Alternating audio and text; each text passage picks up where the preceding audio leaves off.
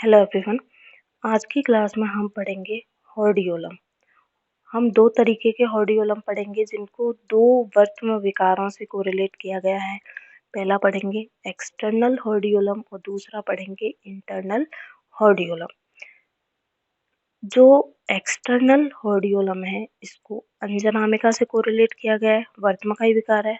और इंटरनल हॉर्डियोलम को हमने कुंभिका से कोरिलेट किया है। तो ये एग्जाम में आपसे पूछा जा सकता है, हो सकता है अंजनामिका कुंभिका दोनों 5 या 10 मार्क्स में आए, तो फिर आपको ये बता के आना है। पहले पढ़ते हैं एक्सटर्नल हॉर्डियोलम। एक्सटर्नल हॉर्डियोलम में अब देखिए दोनों ही ग्लैंड की डिजीज है, लेकिन अगर जीज ग्लैंड का इन्फ्लामेशन होता है तो उसको हम कहते हैं अंजनामिका या एक्सटर्नल हॉर्डियोलम। और अगर वही मेबोवियन ग्लैंड का सुपुरेटिव यानी कि पस बनेगी, बैक्टीरियल इन्फेक्शन होगा, तो अगर मेबोवियन ग्लैंड का सुपुरेटिव इन्फ्लामेशन होता है तो उसको हम कहते हैं इंटरनल हॉर्डियोलम। क्लियर है? तो दोनों में कंफ्यूज हो जाते हैं कई बार बच्चे। आपको याद रखना है मेबोवियन ग्लैंड वाले में इंटरनल जाएगा और जीज ग्लैंड एक्सटर्नल में जाएगा। ठीक है। इटियोलॉजी क्या रहेगी? बच्चों में बहुत कॉमन होता है, और जो जिनके आई स्ट्रेन आ रखा होता है उन पेशेंट्स में कॉमन होता है, और जो बार बार अपनी आंखों को रब करते हैं उनके अंदर कॉमन होता है।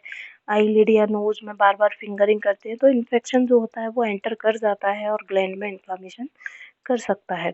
या जो कार्ब डाइट बहुत ज़्यादा लेते हैं उन पेशेंट्स के अंदर भी हो सकता है। तो ये जो इटियोलॉजी है ये दोनों की क्या रहेगी? सेम रहेगी। पॉजिटिव ऑर्गेनिज्म भी स्टेफाइलोकोकस ओरा की वजह से ही होगा। ठीक है। तो जो एक्सटर्नल हॉर्डियोलम है इसमें स्टेफाइलोकोकस ओरा रहेगा, इंटरनल में भी यही रहेगा। लेकिन इंटरनल में एक चीज और होती है कि इसमें जो डक्ट होती है वो उसका क्या हो जाता है, पस की वजह से ब्लॉकेज हो जाता है। ठीक है। तो केवल इतना सा ही अंतर है, बाकी कुछ खास अंतर इसके अंदर है नहीं। फिर क्लिनिकल फीचर की बात करें, बस अंतर इतना ही है कि कौन सी ग्लैंड में हो रहा है। अगर जीज ग्लैंड में हो रहा है तो वो एक्सटर्नल है, और मेबोवियन में हो रहा है तो वो इंटरनल है। क्लिनिकल फीचर्स देखें तो यहाँ पे क्या होगा, सीवियर एक्यूट पेन होता है और आंख एकदम भारी भारी लगेगी, क्योंकि इन्फ्लामेशन हो रहा है, पस भरी रहेगी तो आंख एकदम भारी भारी फील होगी। इसमें क्लिनिकल फीचर क्या आएंगे, वही इंटेंस पेन होगा आईलिड की, क्योंकि लिड पे ही प्रेजेंट है मेबोवियन ग्लैंड, तो आईलिड में स्वेलिंग होगी, थोड़ी बहुत वाटरिंग भी होगी, और लाइट को नहीं देख पाएगा यानी कि फोटोफोबिया होगा। साइन देखे तो इन्फ्लामेशन के सारे साइन मिलेंगे, स्वेलिंग मिलेगी, रेडनेस मिलेगी, इडिमा मिलेगी अफेक्टेड लिड की। ठीक है। बल्बर कंजक्टिवा पे रेडनेस बहुत ज़्यादा मिलेगी, कीमोसिस मिलेगी, क्योंकि सारा सराउंडेड एरिया इन्वॉल्व रहेगा उसमें। लिड मार्जिन पे इन्फ्लामेशन चल रहा है, हीट है वहाँ पे, टेंडरनेस, इन्फ्लामेशन के सारे साइन मिलेंगे, तो टेंडरनेस मिलेगी लिड मार्जिन की।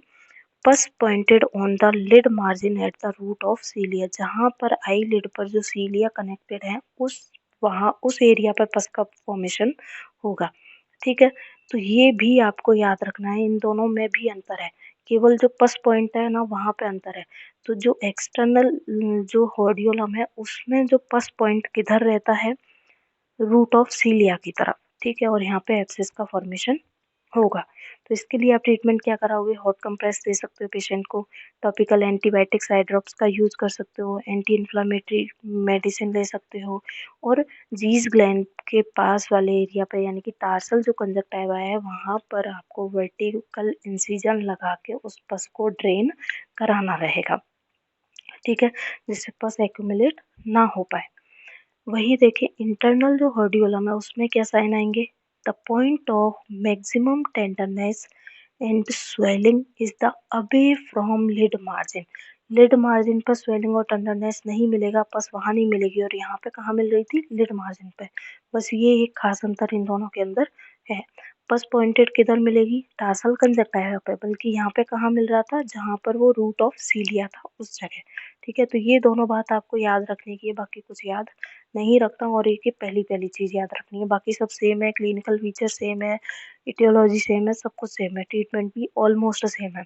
ठीक है। तो वही हॉट कंप्रेस देना है, एंटीबायोटिक ऑइंटमेंट का यूज करना है, एडमिनिस्ट्रेशन ऑफ सिस्टेमिक एंटीबायोटिक्स ले सकते हो, और यहाँ पे वही पस को निकालने के लिए स्मॉल इंसिजन लगाना रहेगा। तो इनमें कुछ अलग अलग नहीं है, सब सेम है, बस नाम और ग्लैंड के बेस पे है कि अगर ज़ीज़ ग्लैंड का इन्फ्लेमेशन है तो एक्सटर्नल है, मीबोवियन का है तो इंटरनल है, और दूसरा साइन आपको दोनों के अलग-अलग याद रखने हैं। तो ये इसके चांसेस हैं कि एग्ज़ाम में आपसे पूछ लिया जाए, इसलिए इसको थोड़ा ध्यान से पढ़ना। कुछ नहीं समझ में आए तो पूछ लीजिएगा। Thank you.